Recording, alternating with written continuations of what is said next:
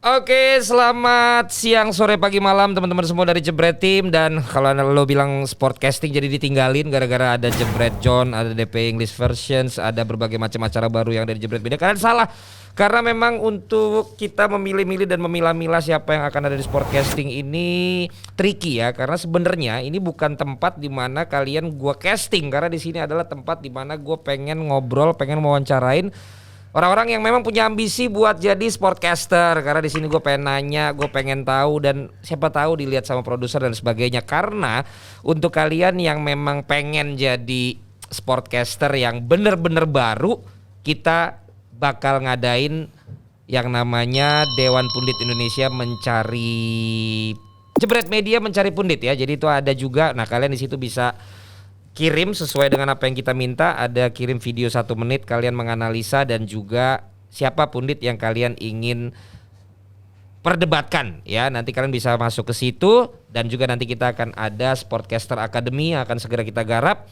Tapi yang jelas sekarang selamat datang kembali di Sportcasting. Dan hari ini gue bersama dengan seseorang yang pada saat gue lagi jogging-jogging kecil, gue mendengar bahwa dia ternyata berapa kali di casting dan sering diberikan harapan palsu ya sama yang memberikan casting. Ada Aun Rahman di sini. Halo Un, gimana kabar? Baik kabar Bang Valen. Baik ya. Yeah. Pada saat kita ngubungin Aun gimana? Apa lu sebel karena Jebret ngubungin atau lu penasaran atau gimana? Karena kalau teman-teman lo yang di Rana dan kawan-kawan kan biasanya lebih intelek soalnya. Kalau gua kan agak-agak UNPAD gua.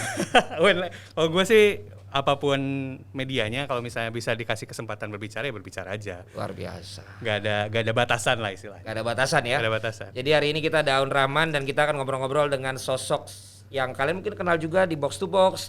Kalian kenal juga di Umpan Tarik ya. Yep. Kalian juga mungkin pernah melihat karya-karyanya di Fox Sport. Ya, terakhir di Fox Sport. Di Fox Sport dan juga apa? Phantom atau? Terakhir gue tuh waktu jadi masih penulis tuh sempat di Pandit Football. Pandit Football. Terus juga Football Tribe Indonesia. 442 Fox Sport. Banyak sekali ternyata, jauh lebih berisi memang daripada CEO-nya Jebret Media ya. Enggak lah. Tahun ini ternyata juga lulusan Unpad. Iya betul. Ya, dan lulusannya sangat tidak berhubungan dengan yang sekarang digeluti. Iya. Gua lulus dari jurusan Hubungan Internasional. Ya. Universitas Pajajaran, itu S1-nya, S2-nya European Studies, Universitas Indonesia. Itu European Studies berarti mempelajari Eropa, belajar tentang Eropa. Apapun itu tentang Eropa, gue pelajari dari hukum, politik, budaya juga, ekonomi, whole package lah. Itu tahun Eropa. Berapa European Study-nya? Gua itu S2 tahun 2017, beres 2019. Itu udah punya kepengenan jadi sportcaster? Belum sama Lu sekali. baru pengen jadi sportcaster tahun berapa? Udah deh, 2018 berarti. Anda harus tegas dong. Sudah atau belum? Belum terlalu, kalau misalnya ditanya apakah sudah ada kepengen waktu pas tahun itu ya. Terutama ketika gua lagi S2 tuh belum terlalu istilahnya belum terlalu pengen banget gitu kayak masih, karena kan waktu itu di masa yang sama gua masih juga jadi jurnalis gitu kayak oh ya kalau misalnya diundang buat jadi pembicara gua oke gitu, tapi belum sampai kayaknya menuju dunia broadcasting tuh kayaknya seru tuh belum sampai sana. Tapi akhirnya tahun 2018 akhirnya gue dapat gig jadi komentator buat Piala AFF 2018. Nah itu baru di situ kayak seru juga ya ternyata, ada banyak pengalaman baru, terus juga ada banyak juga istilahnya view baru lah terkait sepak bola, terutama buat gue sendiri itu, dan juga gue ngerasa ya menyenangkan. Tapi kalau ditanya biasanya 5 terfavorit profesi setelah lulus HI itu apa? Biasanya jadi diplomat kemungkinan. Satu diplomat, kedua kerja di UN, kerja di PBB. Ya. Terus kerja di biasanya apa ya istilahnya? Di konsulat mungkin ya maksudnya. Terus juga tiga jadi analis internasional gitu, misalnya kerja di agensi internasional, kerja di agensi, sama mungkin bergelut di bidang hukum juga possible sih. Bergelut di bidang hukum. Berarti yang jadi penulis juga sedikit sebenarnya. Walaupun ternyata gue pernah ngecek waktu itu, gue lagi nonton film, gue lupa filmnya apa. Kalau di Amerika itu sebenarnya lulusan HI itu memungkinkan juga jadi jurnalis sebenarnya. Cuman emang nantinya dia jadi jurnalisnya di bidang ya politik internasional, yang coverage international news dan lain-lain gitu sebenarnya. Dan lo akhirnya kenapa memulai jurnalis lo di sports atau sebenarnya di politik? Bola juga langsung. Langsung di bola? Langsung di bola. Nah, lo emang mulai suka bolanya sejak kapan? Ya, maksudnya sama kayak banyak orang ya, suka bola pasti dari kecil gitu. Cuman gue inget banget waktu pas SSB, ternyata gue nggak jago-jago amat. Terus gue inget bokap gue ngomong, orang suka tuh ada dua, ada yang kemudian jadi jago, ada yang suka aja, gitu, menyenangi lah. Ternyata setelah dipikir-pikir emang gue cuma senang aja, dan akhirnya ya sama kayak banyak orang akhirnya ngobrolin bola dan lain-lain. Gue sebenarnya terjun jadi penulis juga nggak sengaja. Jadi waktu itu lagi sama skripsi ya, terus temen gue bilang kayaknya omongan-omongan bola lu tuh bisa ditulis gitu. Dimana sebenarnya gue nggak percaya diri karena tugas esai gue tuh nggak pernah bagus. Tugas esai yang HI? Iya, tugas esai tentang tulisan tuh nggak pernah bagus lah. Karena gue nggak suka tulis panjang sebenarnya. Akhirnya masukin, waktu itu medianya ada media Dribble Online namanya, Mas Rohmat Setiawan, dia sekarang juga jadi analis sepak bola. Yang di mana ya?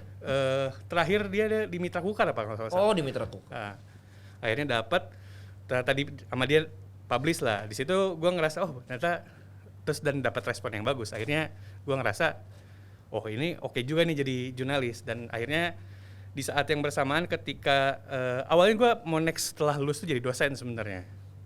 Tapi waktu itu ada pembukaan Pandit Football juga. Akhirnya setelah dari Pandit Football, di hari yang sama ketika pengumuman gue keterima, itu juga ada kayak semacam tes buat jadi dosen di kampus gue sekarang lah. Waktu itu dosennya ada almarhum dosen gue bilang kalau misalnya lu ngambil dosen, gak ngambil pandit, gue bakal nyesel katanya. Karena sebenarnya gue lihat beliau bilang potensi gue tuh di situ sebenarnya. Di tahun berapa itu? 2014. Oh, itu di 2014. 14 dia bilang gitu. Lu harusnya udah punya kesempatan di dosen. Tapi akhirnya lu dapat kesempatan di Pandit Football. Betul. Pandit Football berarti lu hubungannya masih dengan tulisan. Masih dengan tulisan. Karena lu semakin sering menulis. Betul. Nah, pertanyaan gue waktu di awal temen lu bilang bahwa kayaknya omongan-omongan lu coba ditulis deh. Jadi basically lu sebenarnya lebih duluan suka ngomongnya apa suka nulisnya? Ngomongnya sebenarnya. Apa yang lu omongin kurang lebih sehingga temen lu bisa bilang lu bikin tulisan deh dari omongan lu? Apa? Omongan tongkrongan? Atau omongan emang lu khusus di anak komunitas ekstrakurikuler bola atau apa tuh kalau kampus apa namanya? UKM bola atau apa? Lu lagi ngomong lagi tongkrongan sebenarnya. Apa yang misalnya lu ngomongin? Misalnya gua banyak yang akhirnya kemudian kalau misalnya teman-teman ngecek dari tweet-tweet gue gitu ketika gue ini mengaitkan sepak bola sama politik, sebenarnya itu gitu yang sering gue omongin. Kayak misalnya skripsi gue tuh waktu itu soal Piala Dunia 2010 di mana itu pertama kali Piala Dunia di Afrika, terus ada banyak kegiatan di mana melibatkan UNICEF lah. Nah, ini gue bilang ya, sebenarnya Piala Dunia di Afrika itu sebenarnya nggak perlu amat, cuman biar ada asas keikutsertaan Afrika sebagai bagian dari dunia. Itu asas itu ada istilahnya ya? Ya, asas itu selalu ada. Bahasa Inggrisnya apa itu asas keikutsertaan? Asas partisipatif sebenarnya. Oh iya, asas partisipatif ya, orang akademis. Karena gua harus bisa mengimbangi frekuensinya ya. Jadi kalau lu pada kurang ngerti, tolong dimaklumi aja ya. Ini kita anak-anak S2 yang ngobrol ya. Berarti itu emang yang menjadi warna dan ciri khas lo kalau ngomongin bola. Kalau ngomongin bola sebenarnya gue lebih senang di sana ya. Berarti waktu lo disuruh nulis, lo pun ada kaitannya dengan itu.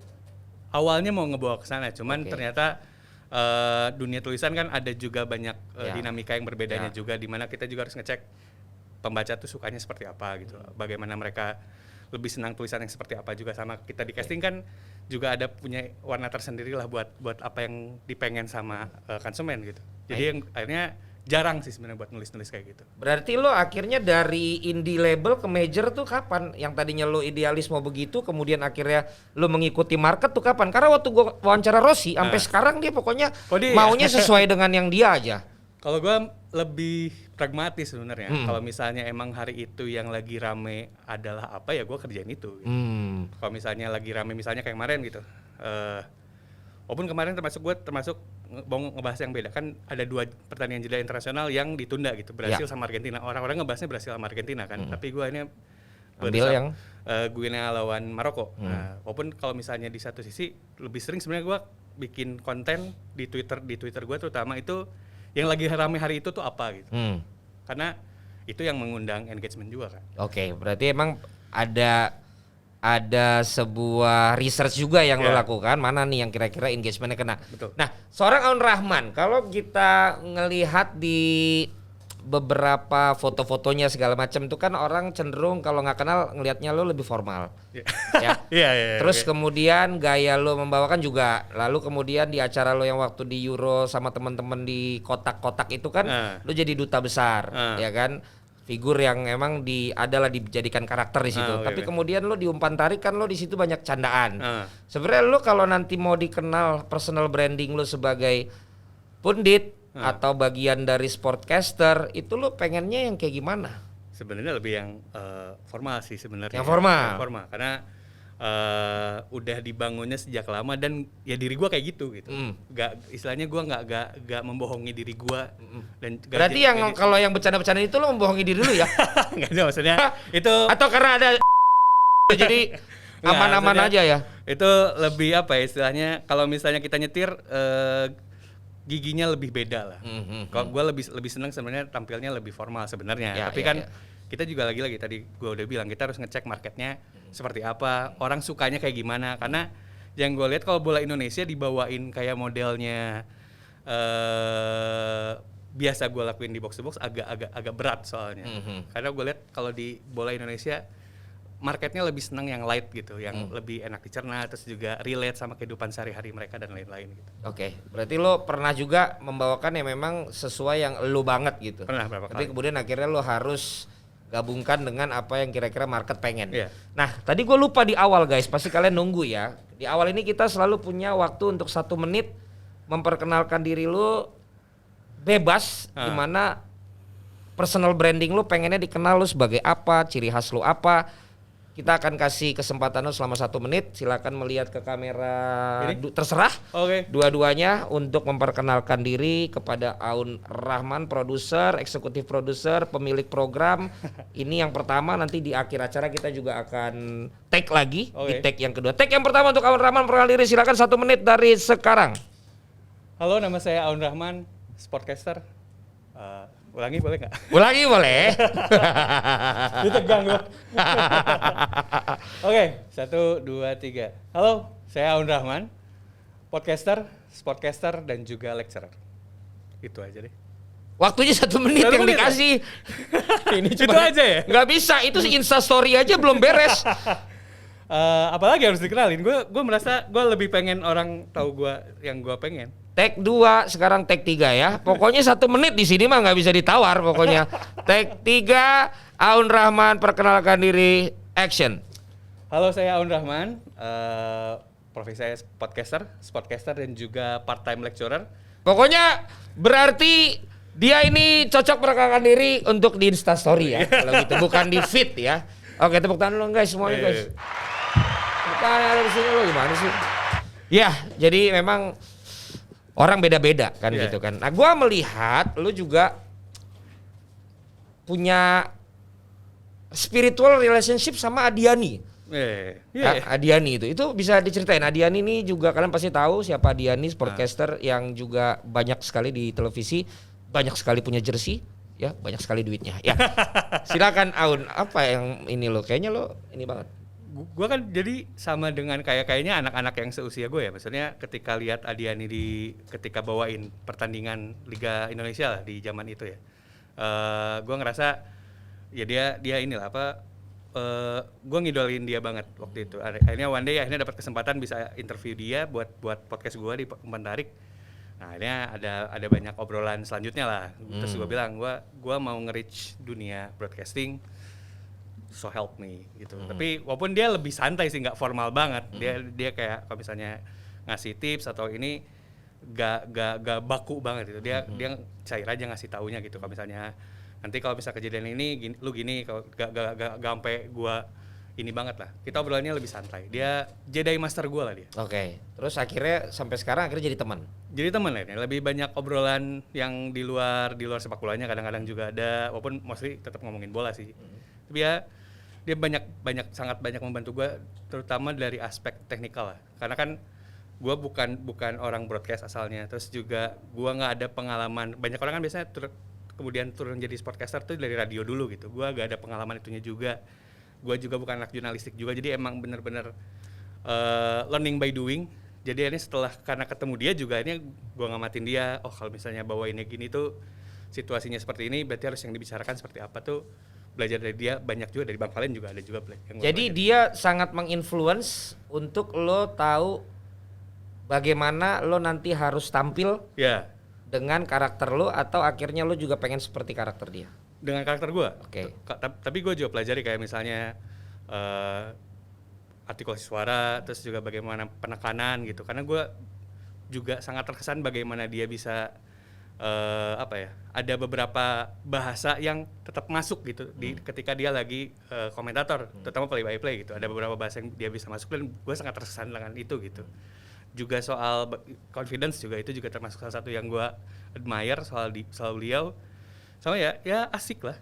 Asik. Dan dia gue denger juga memberikan lo satu informasi bahwa kemarin sedang dicari untuk Piala Eropa. Ya. Dan lo kemudian datang. Ya gue datang. Pas ada kesit juga. Ada. Lo kok tahu juga? Ya, ada kesit juga. Kemudian lo akhirnya di cast. Ya. Ya, walaupun akhirnya secara kesimpulan yang diterima. Gue nggak tahu kalau itu. Oh, lo nggak tahu ya? Gue nggak tahu siapa yang keterima maksudnya. Oh, siapa yang keterima ya. Ketika akhirnya dikabarin, enggak ya udah gue. Oke. Berarti tapi dikabarin. Gue selalu meminta ketika misalkan pun gue gagal casting, gue dikabarin. Jadi lu dikabarin? Gue dikabarin. Sekarang setelah lu nanya apa sebelum lu nanya? Gue nanya akhirnya. Oh, karena nanya. Kan jadi gimana tuh ceritanya? Pengen tahu gitu. Karena gue juga orang yang kalau gagal casting pengennya tahu, tapi kadang-kadang mereka tuh kayak serba salah gitu, kayak mau ngasih tahu nggak enak, nggak dikasih tahu kita penasaran. Nah pada saat itu gimana? Ini buat teman-teman lain juga nanti yang akan pengen di dunia sportcaster harus mengalami yang namanya gagal casting.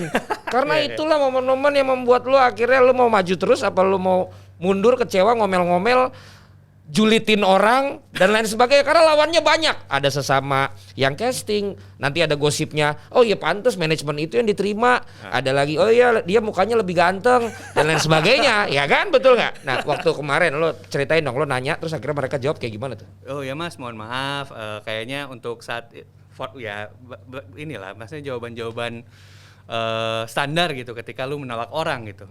Dilakukan dengan sopan dan juga ya alasannya ya gitu aja. Kayak lu nolak orang gitu kan. Kayak mohon maaf kalau misal sekarang mungkin enggak, tapi nanti lain. Enggak, kalau gua enggak.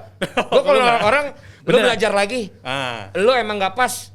Lu gua kasih kesempatan 2 kali di sini, kalau enggak ya udah. Lu gua kasih kesempatan bawain Depdagri 4 minggu lagi, udah lu enggak gua bisa kasih kalau lu enggak bagus-bagus. Cerita orang beneran berarti. Serius gua. Mario Delano, Panji, Kara, semua host di sini pokoknya kalau gue tegur mah gue tegur. Intan Saumadina.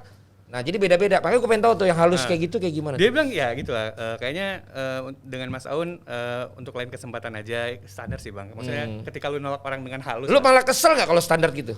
Gue sebenarnya kesel. Maksudnya gue enggak, siapa tahu lu malah pengennya emang yang sopan gitu. Jadi oh ya udah karena lu sopan gue terima deh gitu. Oh, enggak, apa lu pengennya yang lebih jangan yang gitu dong gitu. Gue maksud gue kalau misalnya bisa jujur dengan apa yang gua kurang, gua akan sangat jadi enak. catatan lo ya. Jadi catatan gua misalnya ke depannya, oh ya berarti next gua harus ABCDE tahu gitu. apa evaluasinya. Nah, ini kan kayak ngegantung ya. Kita nggak tahu apa yang bikin kita kurang gitu. Walaupun pokoknya dibilang nggak cocok ya, bukan ya misalnya kesempatannya lain kali. Lain Udah kali oke, aja, fine gitu. Dan itu udah dapat jawaban kayak gitu udah berapa kali dan agak sulit buat gua untuk bukan menerima ya. Maksudnya buat evaluasinya agak susah gitu.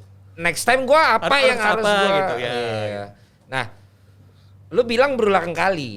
Itu bukan yang pertama. Itu bukan yang pertama. Ada beberapa yang nggak sampai sama sekali. Itu paling jauh karena sampai test cam dan juga udah pakai. Widih, gimana tuh? Pas test cam gimana? Asik ya? Percaya diri lah. Widih, sedap. Ditandeminnya sama namanya Lewandowski lah nggak salah. Siapa itu ya namanya? Hostnya itu dia. Host di sana. Oh yang ya. Gitu. Sorry belum level. Jadi gua nggak terlalu tahu gitu, tapi dia pasti tahu gua. Badannya emang bagus kan?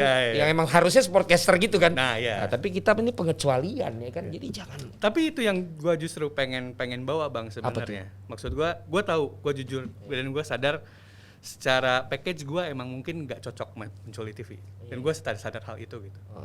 Secara looks ya. Apa tuh yang membuat lo tidak merasa gue merasa gue cocok good looking, gue fine, cuman kan kalau di TV pengennya yang slim terus yang oke lah gitu ya. Gue tahu gue nggak ganteng dan gue besar badannya gitu. Terus? Tapi gue rasa mestinya ini pandangan gue pribadi. Iya dong. Mestinya ketika yang dicari adalah kontennya gitu. Apa yang bisa dia bawa gitu. Gue merasanya harusnya seperti itu ketika milih podcaster maupun komentator gitu. Apa yang bisa deliver dari orang tersebut gitu. Isi kontennya lah gitu. Jangan cuma dari yang sisian tadi. Ya menurut gua. Tapi kan, kalau dia kasih evaluasinya gini, bro lu tuh bagus banget. Tapi IP gue maunya emang lu perbaiki dari sisi look sama lu bisa nggak dalam waktu sebulan lu 15 kilo lah misalnya. Lu akan lakukan itu nggak? Kemungkinan besar ya. Karena dia kasih tahu. Dia kasih tahu kan apanya di sini gitu. Oke, fine. Kalau enggak kan akhirnya kita malah stres kan malah makan ya. Maksudnya itu ya. Maksudnya jadinya kan malah stres kepikiran nih orang sebenarnya kenapa sih kan gitu kalau yang kayak kita gitu. Walaupun di sisi lain gua juga memahami situasinya kan kita ketika muncul di layar kan dilihat banyak orang gitu. Kan pasti manusia pengennya lihat yang bagus-bagus kan. Enggak juga. Ya udah gua mau mewajari situasinya gitu. Oke. Jadi akhirnya itu sudah terjadi. Nah, yang sebelumnya tadi yang gua lupa. Sebelumnya lu udah berapa kali gagal casting? Lumayan banyak lah, Bang. Lumayan banyak. Lumayan banyak tuh berapa? Nggak, jangan salah lo, gua apalagi. Iya makanya gue udah denger cerita lu justru jadi inspirasi buat gue. Gue merasa gue belum dapat resilient kayak lu gitu, kayak bisa stay lama buat dipanggil gitu. Gue masih berusaha untuk seperti itu. Nah tadi lu kan bilang ini yang paling lama lu sampai test camp. Ya, sebelumnya biar juga Jebret Tim juga tahu tahapan-tahapan ditolak casting tuh apa aja tahapannya. Tadi sampai test camp ternyata tertolak. Istilahnya lu udah sampai final, nggak tahu lu kalah. Jadi lu mendingan kayak Arsenal sekaligus nggak pernah ikutan, atau lu jadi finalis tapi lu gagal kan gitu. Nah sebelum test camp apalagi yang lu pernah alami? Pernah sampai tahap disuruh ngirim sampel footage itu pernah. Lo pakai video yang sedang kita lakukan dalam Dewan Pandit mencari pandit baru ini ya. Misalnya terus tapi nggak masuk atau enggak baru di level baru ngirim CV tuh ada pernah baru CV-nya doang. Udah ditolak. Tapi itu ya udah gitu kan, ya udah fine. Tapi ada ya akhirnya emang mungkin gue selalu merasa kalau misalnya emang yang di atas emang berkenan gitu gua untuk melakukan pekerjaan ini pasti kan dilancarkan nih. Kalau misalnya emang enggak ya berarti gua enggak misalnya enggak dapat lah gitu. Ya memang kalau udah mentok itu patokan kita kembali kepada kepercayaan kita. Ya. Di saat tidak ada lagi yang bisa menolong kita biasanya kita kembali lagi. Ya udah kalau emang Allah berkenan pasti gua akan dapat.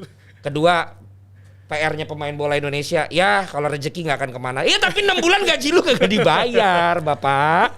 Harusnya lu tanya. Bukan cuma nunggu rezeki lu nggak akan kemana. Tapi gue mengejar ketika misalnya, gue nggak diam, maksudnya nggak diam nunggu gitu, nunggu panggilan nggak, gue tetap sebarin gitu. Kalau misalnya gue maksudnya ketika gue sudah berupaya tapi ternyata deadlock lah istilahnya, ya mungkin emang bukan buat gue dunia ini gitu. Tapi ternyata gue sebenarnya bulan ini tuh termasuk salah satu turning point juga. Gue bilang ke istri gue kalau misalnya emang ini mentok lagi nih, kayaknya gak akan ngejar kesana lagi gitu. Itu pertanyaan gua. Ketika lo memutuskan di sini, sebelum nanti yang kabar yang lo dapat terakhir itu ntar kita simpan di belakang. Itu secara family, baik itu ke kiri, istri dan anak-anak dan juga ke keluarga. Dulu sebelumnya dengan lo kuliahnya HI, S2, European Studies tuh ada nggak penolakan dari mereka? Ya ada lah. Maksudnya mereka kan pengennya gua seperti banyak anak HI lainnya lah gitu, atau enggak banyak orang yang bergelut di bidang itu. Istri kerja? Istri dokter. Oh dokter, ya minimal aman lah lo lagi casting gak ada duit lo. Ya dokter lo aman lah Un, pantesan. Lo udah lebih enak Un, bread makernya gak lo sendiri.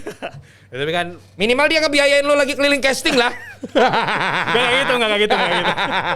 Gak, tetap gue kan sebagai kepala keluarga tetap ini lah. Iya dong. Waktu itu ya, kalau misalnya banyak lah, misalnya orang tua gue dari awal gue jadi jurnalis, mereka juga kayak nanya lah kenapa milih ini gitu, kenapa nggak tes jadi diplomat lah, kenapa nggak tes jadi ASN lah dan lain-lain. Tapi gue bilang sepertinya gue nggak bisa di dunia itu gitu. Jadi akhirnya nggak gue lakuin. Tapi lo yang gue juga penasaran kenapa akhirnya lo tadinya nulis akhirnya lo mau yang muncul, kan beda tuh. Karena setelah gua rasa apa yang gua suka itu Buat tampil lu mulai nongol setelah ya kalau itu harus diakui itu ya. Oke. Karena ketika mulai followers makin banyak tuh, itu tuh sesuatu loh, harus dicobain. Iya benar kan. Harus ada Kan makanya kan dibilang kan popularity and fame itu sesuatu yang bisa merubah orang. Betul sekali. Gitu. Makanya terus gua rasa gak jauh beda dengan ngajar menurut gua. Dunia podcasting ini kan sama-sama kita memberi informasi ke orang, kita ngasih tahu orang gitu. Gak jauh beda dimana gue tetap jadi dosen juga sekarang.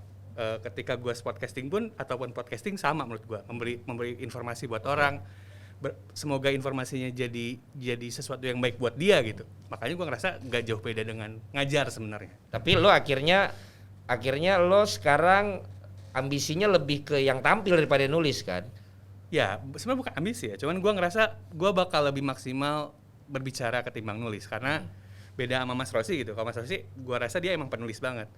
Kalau gue sebenarnya menulis tidak terlalu suka juga gitu, tapi kebetulan bisa aja gitu. Dan akhirnya lo sekarang pokoknya yang lo lakukan berusaha untuk bisa mencapai yang secara look lo juga kelihatan kan. Iya. Lo berlatih di mana aja nih kalau boleh tahu? Yang sekarang ini lo jalankan kan yang kita tahu box to box gitu. Apa media apa yang udah lo lakukan untuk bisa sampai ke yang nanti rencana lo tentunya akan ke TV-TV gitu. Gue sebenarnya mengerjakan beberapa komentar. Yang secara look ya. Iya. Kalau Mola ya? Mola juga, tahu juga. Ya Mola juga. Sama Rais gitu kan. Oh enggak, itu gue beneran cuma suara doang. Enggak, maksud gue Rais juga suara, tapi mungkin beda pertandingan. Sama iya. Panji ada tuh. Mola, terus juga waktu itu sempat dapat Jelik Internasional juga. Gue nggak bisa bicara angka. Oh enggak segitu. Oh enggak juga. Ya sekitar tadi lah ya. Terus, lumayan lah nggak kelihatan kan. Duduk di rumah pakai celana pendek lagi. Di mana lagi kalau bukan di bapak. Ya gitu, maksudnya di sana Jelik Internasional, terus juga sempat 2020 2019 tuh ada jadi play-by-play komentari buat stream service. Itu dia nyarin Liga Thailand, Liga India. Oh sama Alvino ya? Ya itu juga, gua ngerjain itu juga sebenarnya. Oh ini apa project bareng Tio ya? Kalau nggak salah ya. Iya kan? Ya. Jadi lo akhirnya lo malah banyak itu berarti play by play ya? Ya sebenarnya itu. Nah ceritanya sebenarnya gue ngincarnya adalah seperti pundit gitu, kayak Bungkus, terus juga Bung Binder gitu. Niat gue itu. Toel lah yang di foto terakhir lo. Ya kamu kan, wah itu Toel juga, itu juga idola gue. Ya maksudnya pengennya kayak seperti mereka, ini Bang Val ini luar biasa sekali. Gue pengen jadi mereka gitu. Cuman ternyata gue maksudnya yang gue kejar adalah pundit sebenarnya. Cuman entah kenapa gig yang gue dapat itu jadi play dulu. Dari 2018 dapatnya itu. Gue rasa oh yaudah ini aja dulu kerjain. Siapa tahu nanti ternyata mungkin bisa buat pindah ke komentator gitu. Walaupun kalau ya ini adalah ini adalah angkotnya lah. Ya, gitu. Lo akan menuju ke yang lo pengen kan. Nah, bahkan kan nanti pada saat lo sebagai komentator, pada saat lo sebagai pundit, kalau emang play by play, kalau lo lokal kan harus bisa dua-duanya. Ya, itu kan kalau di sini nggak kayak di luar. Betul lo harus bisa rangkap. Harus bisa rangkap kan. Nah itu maksudnya akhirnya yaudah kita kerjain play by play. Walaupun kalau misalnya jujur susah banget gitu. Kayak awalnya gue niatnya di pundit, terus play by play akhirnya gue belajar dari yang lain, dari Bang Valen, dari Mas Tio, dari Bung Rena dan lain-lain lah, belajar. Karena gue gak punya basicnya, gak punya patternnya tuh harus ngomongnya apa dulu gitu. Akhirnya ya udah belajar, dan bantuan dari Adiani juga lumayan bantu lah. Jadi akhirnya dapat berapa gig, baru dapat komentator ya. Dan itu adalah proses yang lo nikmati jalannya, lo happy kan? Gue happy. Lo happy kan? Gue happy. Walaupun lo tahu kan di bidang kita nih ya nggak seberapa sebenarnya. Betul. Iya. Kecuali lo akhirnya lo kuat di digital. Ya itu dia. Gitu. Dan itu kadang-kadang orang yang memang karena kita rasanya cinta dulu untuk profesinya. Yeah. Gitu, bukan karena melihat, karena jarang patokan lo mau jadi sportcaster karena dia makmur, jarang. Nah, sportcaster itu adalah profesi yang karena gue suka bola. Gue seneng ngomongin bola. Gue suka main bola. Gue ngelihat orang bawain itu, wah gue pengen kayak dia. Yang kayak gitu kan. Jarang untuk ngomongin komentator bola tuh. Gue karena dia makmur, karena dia kaya, jarang. Itu host dangdut. Host dangdut. Ya, nanti akan beda lagi itunya, showroom parkirannya beda sama showroom parkirannya host bola. Tapi itu akhirnya menjadi sebuah momentum buat lu ya, dari mulai nulis terus kemudian lu gignya dapat jadi komentator play by play. Nah, kalau bisa gua tanya yang paling berpengaruh sama seorang Aun Rahman ini untuk lo yakin dengan profesi ini tuh apakah Diani tadi atau ada yang lain? Jerry sebenarnya.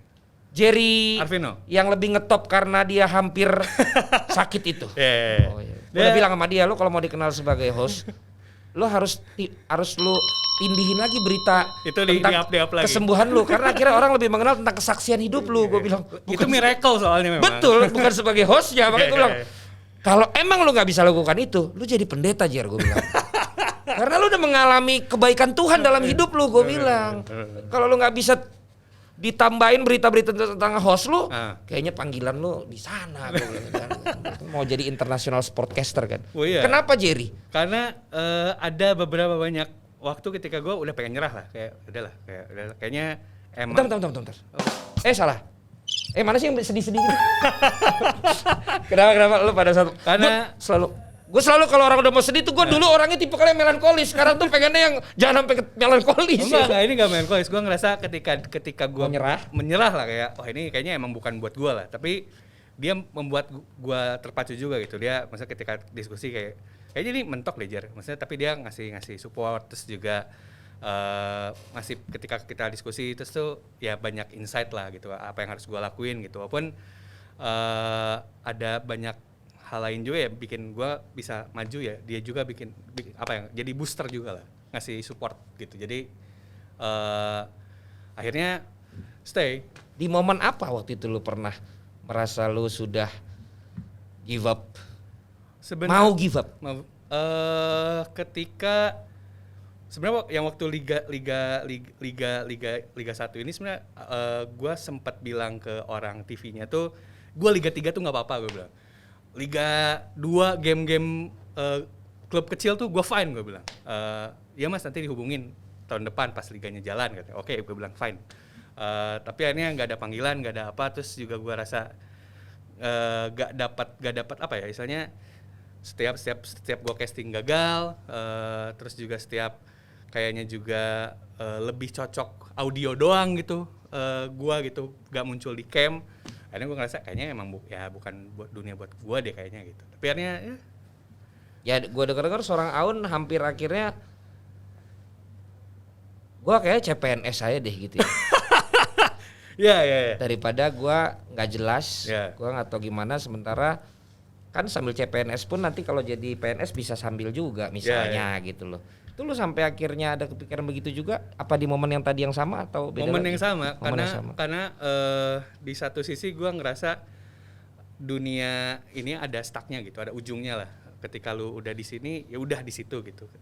Terus juga gue mulai, terutama ketika liga berhenti sih bang. Maksudnya gue ngerasa ini environmentnya kok nggak bagus lah gitu.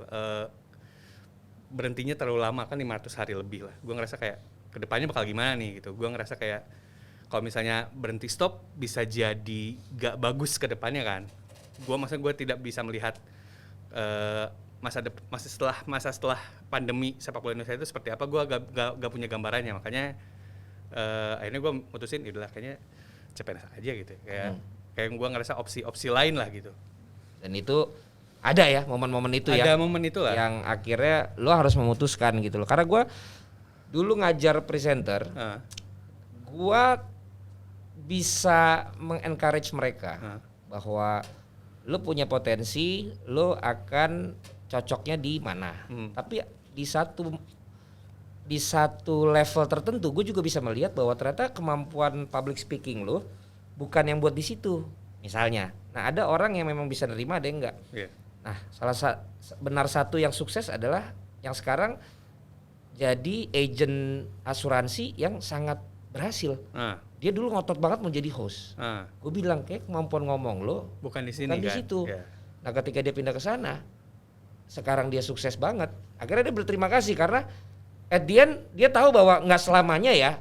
Gua ikut La Masia, gua akan jadi pemain Barcelona. Maksud gue itu. Makanya La Masia punya jalur khusus untuk yang mereka udah tahu lu nggak akan bisa, lu disiapin jalur akademisnya supaya lu nggak stres, supaya lu sadar potensi lu nggak di situ. Nah, lu udah sampai kemarin sempat juga di situ ya sempat untuk ada lu. di posisi itu. Itu dulu gua hampir mau bikin buku namanya The Art of Banting Steer karena itu adalah momen di mana lu ada di persimpangan kan. Sampai akhirnya benar-benar harus yakin dan membuat keputusan. Nah, tapi kalau lu nyerah, lu nggak akan bisa kasih kabar bagus yang sekarang lu udah dapat kan. Betul. Gitu. Karena sebenarnya walaupun ya Bang ya, gue merasa manusia itu harus open for every possibilities. Pasti. Maksudnya apapun yang terjadi ya. Gue selalu punya moto itu. Makanya ketika ditanya, apakah ambisi tertinggi lu, gue nggak bisa jawab. Karena gue ngerasa 10 tahun lagi mungkin gue nggak akan gini-ginian gitu. Karena gue pun tidak menyangka gue ada di level ini sekarang gitu. Kan istilahnya gue nggak ngeplan gue bakal di komentator 2021 gitu misalnya. Gue nggak ngecek, maksudnya nggak ngecek listin itu. Gue ngerasa manusia tuh kan pasti ada segala kemungkinan itu terjadi lah.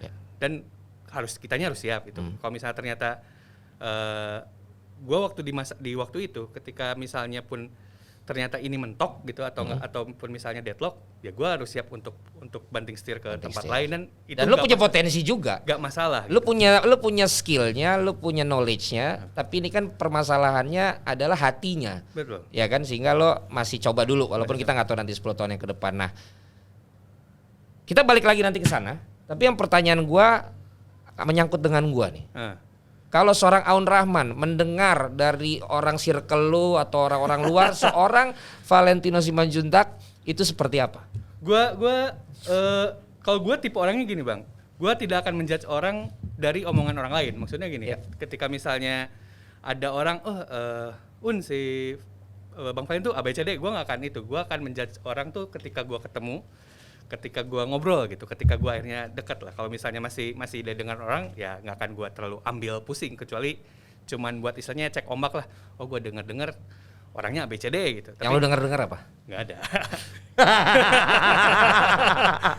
Tapi kalau nggak mungkin lah, gue kan selalu viral, masa nggak ada orang yang ngomongin gue sih, nggak mungkin lah. Maksudnya kalau gue tipenya bukan tipe yang senang ketika ngobrolin orang masalahnya. Jadi gue nggak banyak tahu juga soal lo. Kalau misalnya yang terjadi, maksudnya apa yang terjadi di media sosial gitu, ketika gaya lu akhirnya dikritisi orang itu kan udah sering banget gitu.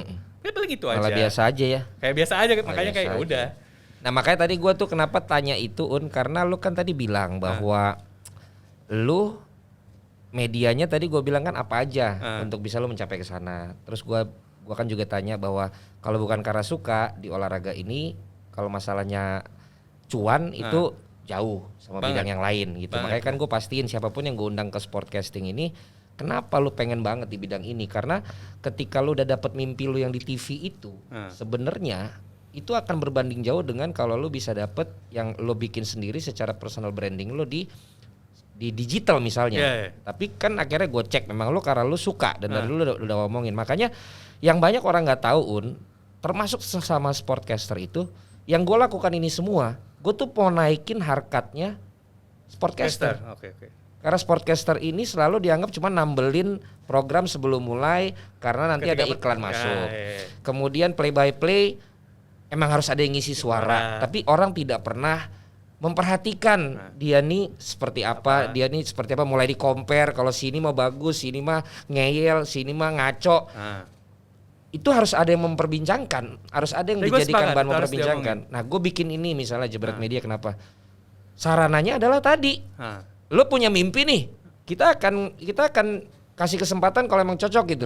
Dan sekarang terbukti anak-anak yang di sini, termasuk juga teman-teman lain ya pasti di box-box segala macam, mulai orang tahu di TV segala macam. Nah itu yang kadang-kadang tidak sampai ke masyarakat, ke teman-teman yang gua nggak ngomong masyarakatnya biarin aja.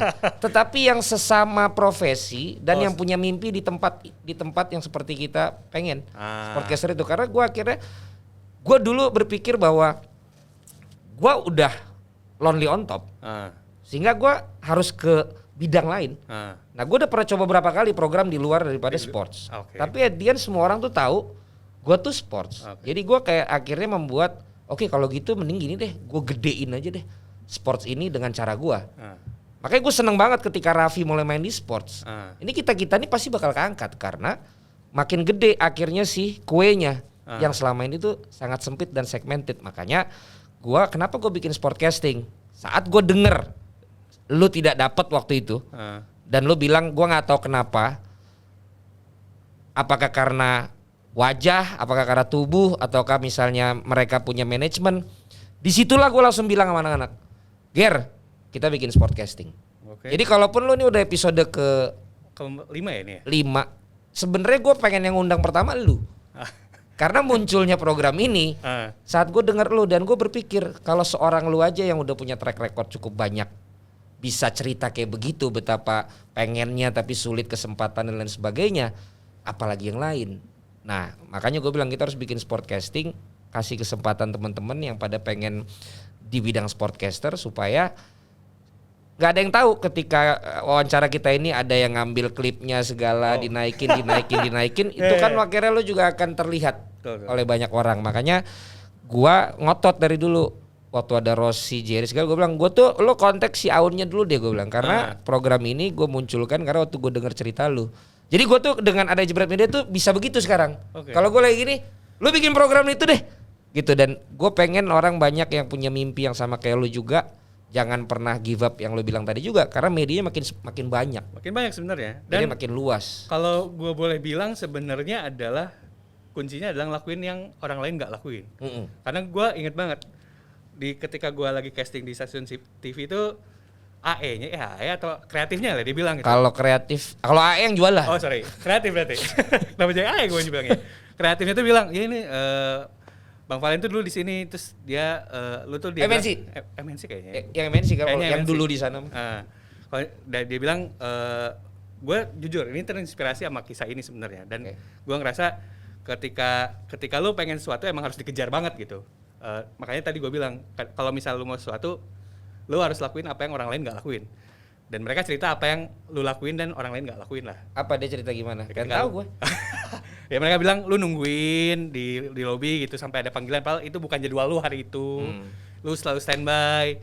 Gua waktu itu merasa gua mungkin nggak punya kegigihan kayak lu gitu. Gua ngerasa wah kayaknya kalau gua kayak gitu agak susah gitu dengan kerjaan gua yang lain. Ntar dulu dong, itu kan cerita positif buat gue. Iya. Ceritain dong. Gue malah tahu soalnya. Akhirnya ada orang cerita positif tentang gue, Un. Ceritain, Un. Jadi ceritanya gini. Karena kalau gue yang cerita sendiri kan orang udah tai lu gitu. Kesannya gitu ya. Iya. Jadi si orang kreatifnya tuh bilang, ya dulu Valen tuh startingnya di sini Mas, katanya kayak gini, bla bla bla. Dia bilang, ya dia sampai nungguin ketika jadwalnya, padahal bukan jadwalnya dia, tapi dia selalu standby katanya. Jadinya dia bisa dipanggil kapan aja katanya. Jadi, itu namanya gue ini host standby dulu. Iya, host standby katanya. Iya. Dan itu jujur buat gue ngerasa, oh ya emang kalau misal lu mau ngejar sesuatu emang harus gigi. Jadi yang berhalangan ya, itu standby. Gue di kantin. Iya, gue diceritainnya itu gitu. Walaupun gue anehnya yang menceritakan nadanya negatif, dimana gue justru bagus dong. Orangnya berarti ada terus gitu, dan berarti lu dependable, maksudnya bisa diandalkan kan. Berarti ini waktu lu kemarin di tempat yang bareng Adiani, ya kan dulu kan. Kayaknya itu deh. Dulu kan gue mulainya di situ. Dulu namanya Vision One. Ya Vision One. Dulu namanya Vision One, sekarang MNC Sports ya. Iya MNC Sports. Sekarang MNC Sports. Itu gue dapat ceritanya itu terus kayak pas balik ke Bandung tuh kayak, wah juga ya. Emang kayaknya harus lakuin apa yang orang lain nggak lakuin, ya akhirnya yang gue lakuin sekarang ya itu. Dan dulu gue pas dapet di sana, gue Champions League, gue masih kerja. Oke. Nah kerja gue di Permata Hijau, bisa lurus langsung ke studio kan? Jadi gue selalu paginya kerja, gue nggak balik dulu, gue langsung sampai siaran gue pulang lagi ke kantor, tidur dulu. Jadi gue 2 tahun gitu. Akhirnya 2 tahun gue baru berani untuk bilang oke, gue walaupun mungkin nggak tahu penghasilan gue nanti berapa, tapi gue harus pilih nih. Nah setelah 2 tahun itulah gue memilih untuk cabut dari yang kantor. Gue mulai total di sini, ngambil kursus, akhirnya dapat radio, kayak gitu tuh. Dengan tidak ada jaminan gue akan dapat apapun itu bulanan dengan berapa gitu. Karena kalau kita kan freelance jatuhnya. Dan 2 tahun itu gue nggak ngomong sama orang tua. Jadi gue pagi harus tetap berakting seperti gue ke kantor, naik motor, sampai akhirnya ketahuan. Pasti. Itu seru. Itu seru sebenarnya. Dan itu seru buat teman-teman yang gampang nyerah, yang merasa bahwa gue enggak segigih-gigihnya lu, itu yang akan diukur nanti. Sama ini, gue pernah diskusi sama si Jerry ya, kayak lu pave the way-nya juga Bang, yang gue rasain.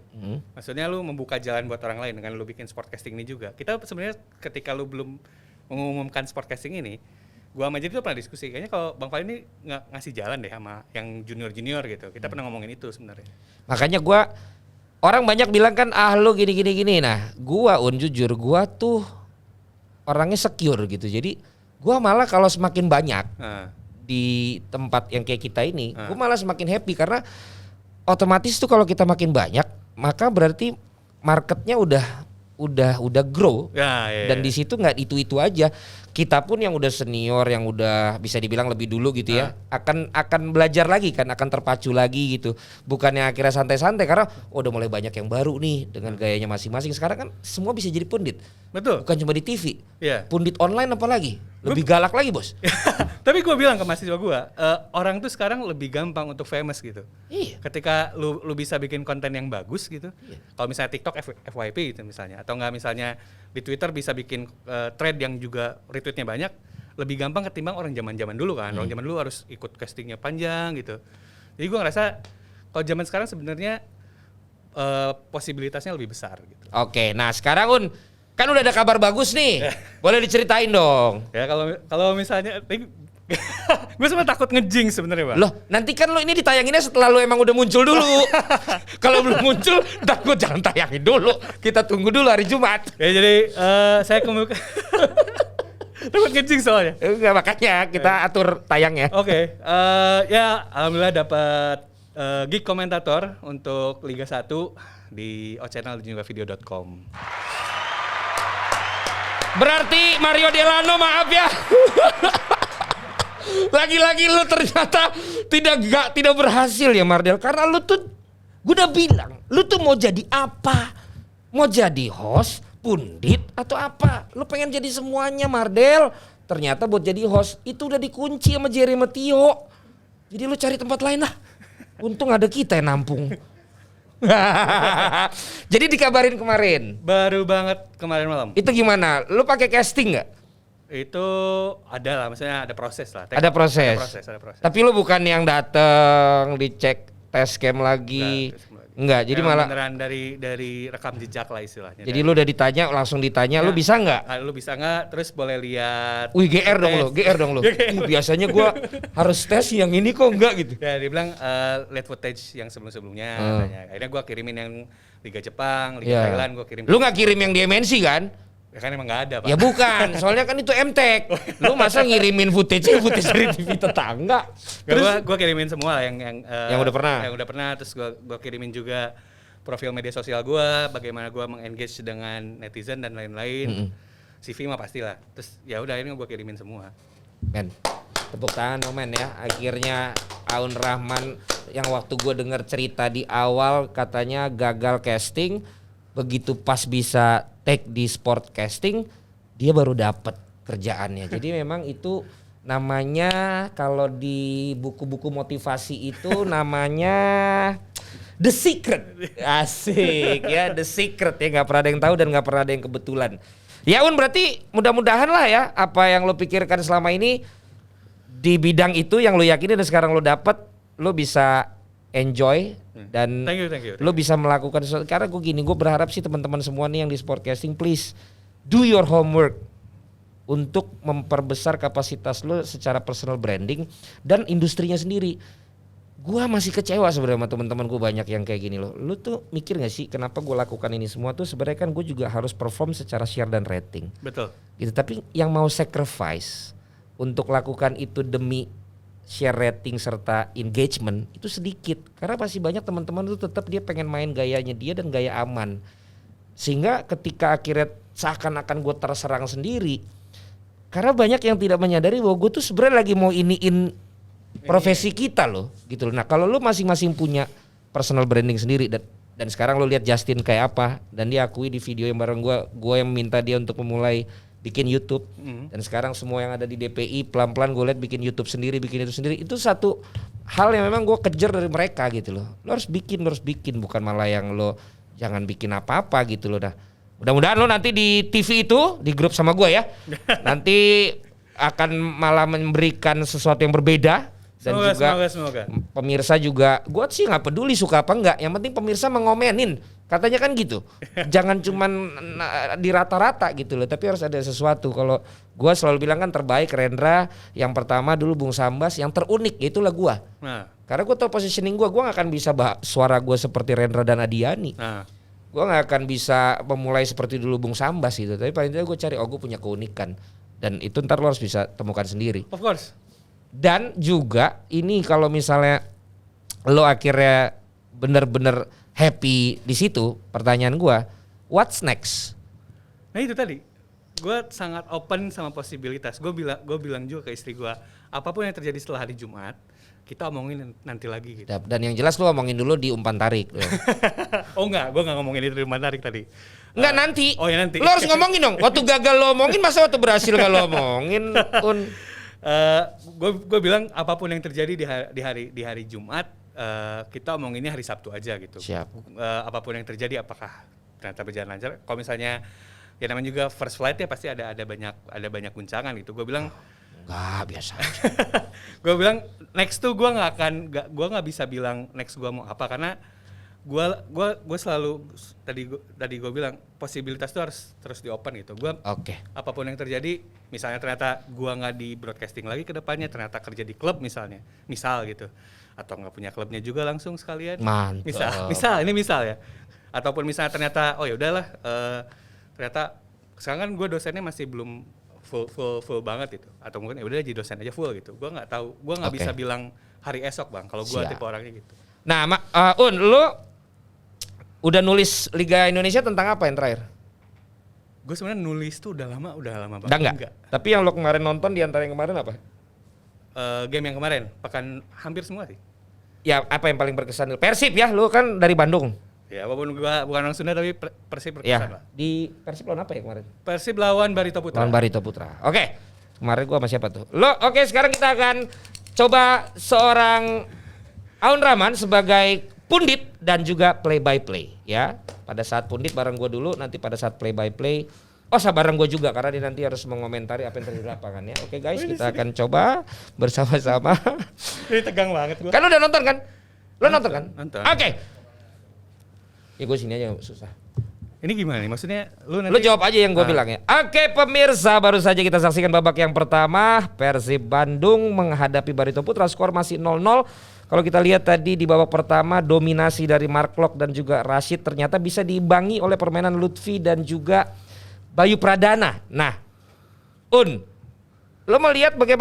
Anda melihat bagaimana tadi analisa dari duel di lini tengah di antara kedua tim tadi? Ya, yang saya lihat adalah bagaimana pelatih Jajang Nurjaman bergerak dengan close system yang biasa dia lakukan sejak lama. Bagaimana dia menggunakan dua gelandang jangkar untuk menghentikan serangan lawan dan juga untuk melakukan progresi bola ke depan.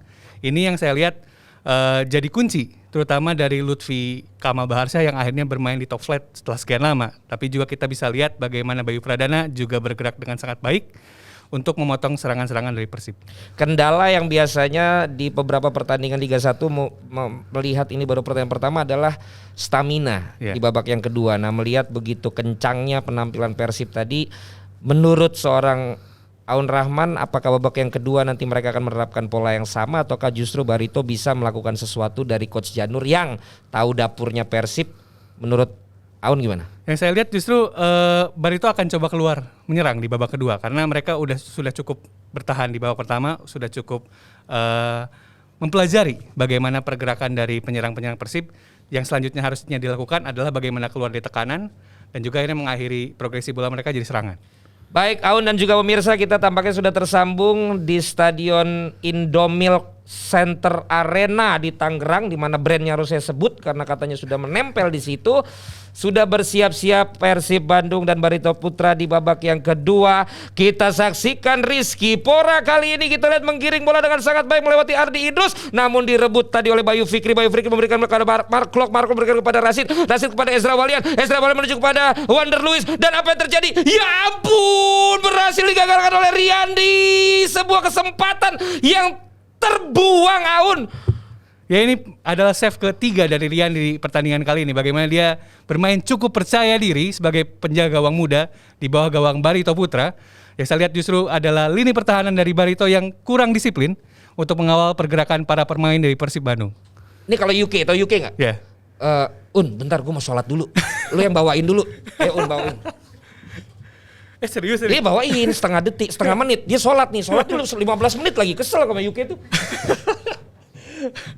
Tarik nafas dulu. Nggak bisa, ini lagi live. Oh lagi live, oke.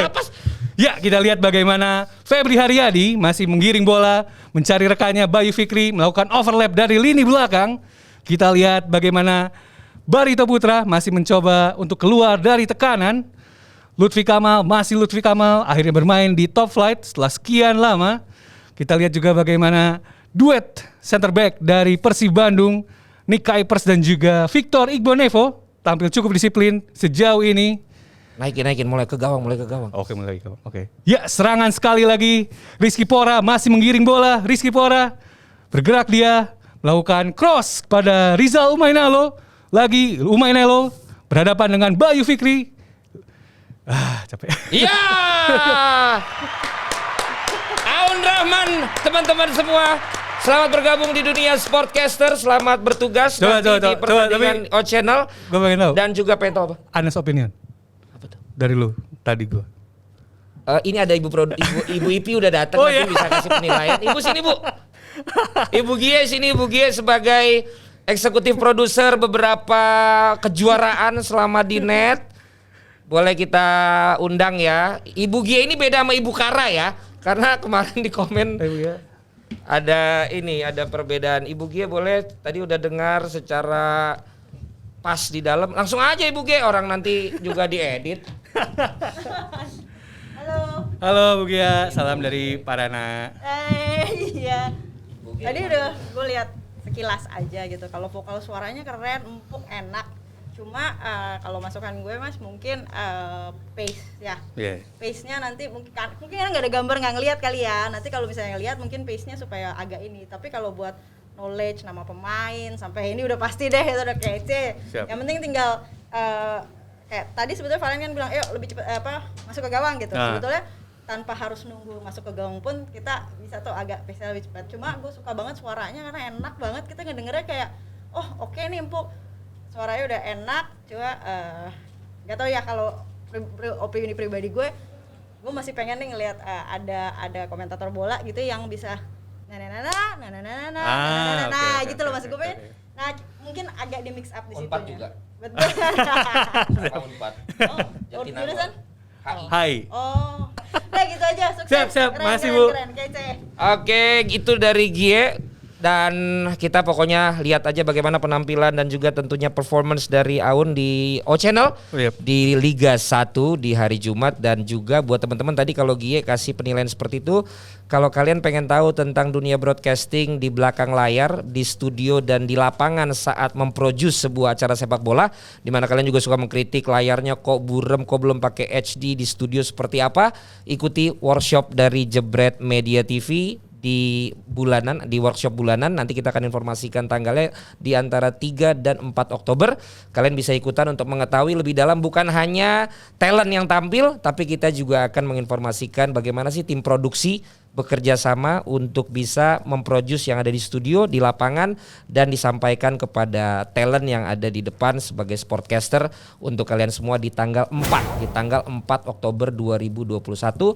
100.000 aja biaya workshopnya. Dan nanti kalian bisa ikutin langkah-langkahnya di Instagram kita. Aun Rahman, terima kasih sudah datang. Silakan lanjut di Dewan Pundit Indonesia. Sukses terus di semuanya. Dan juga tentunya kita berharap Aun nanti akan mendapatkan banyak mimpi-mimpi yang jauh lebih besar daripada yang sekedar sekarang ini. Dia katakan 10 tahun ke depan pokoknya jauh lebih besar. Thank you so much. Sampai ketemu lagi di Sportcasting selanjutnya guys.